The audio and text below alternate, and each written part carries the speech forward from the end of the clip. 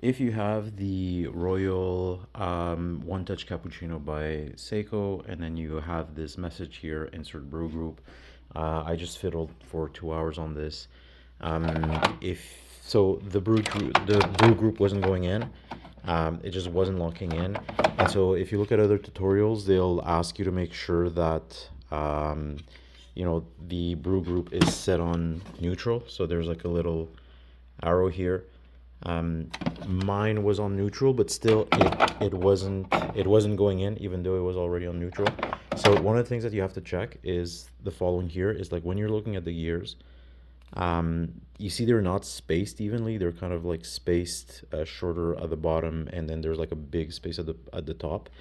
And you're gonna look at this gear here also, and you're gonna see that the teeth are not equal. Like the wheel here is not symmetrical. The kind of like fat gears are supposed to be sort of at the top.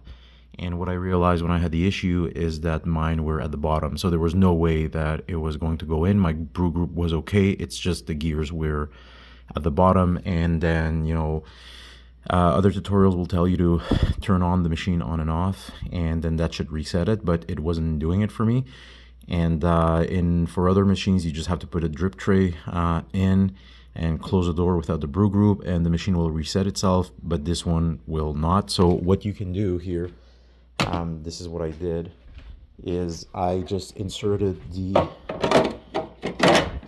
tray here for the grounds, and then I also inserted the drip tray. And when you're going to close the door, it's still going to tell you insert brew group, so that's not going to work. And then you can turn it on and off again. It won't change anything.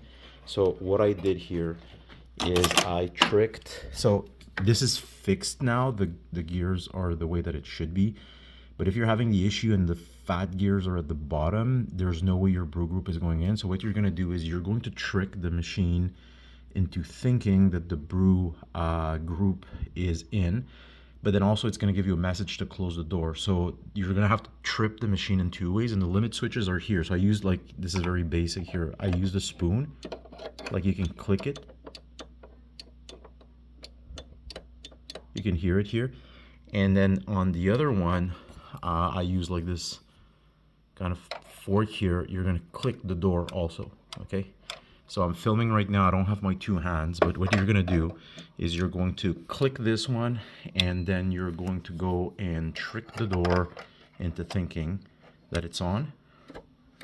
And then what's going to happen is that essentially the wheel is gonna go into a full cycle, and it's gonna start turning, and normally it should reset itself back into the original position, and then you should be able to put your brew group back in.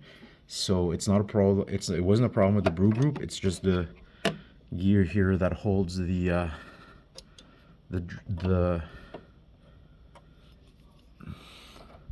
brew group wasn't at the correct position.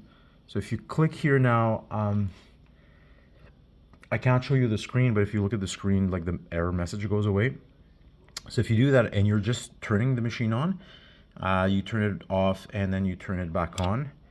It's essentially going to go through the cycle of rinsing, and you're going to see the wheel is going to turn, and then normally it should reset itself back into the original position. And what I had done before is that I overloaded it with coffee, like pre-ground coffee, and something happened, gave me an error message, wasn't turning it back on, removed the brew group, wasn't able to put it back on. So I hope this is helpful to you, because I spent quite a bit of time and I couldn't really find anything online, so I decided to do this video for you guys.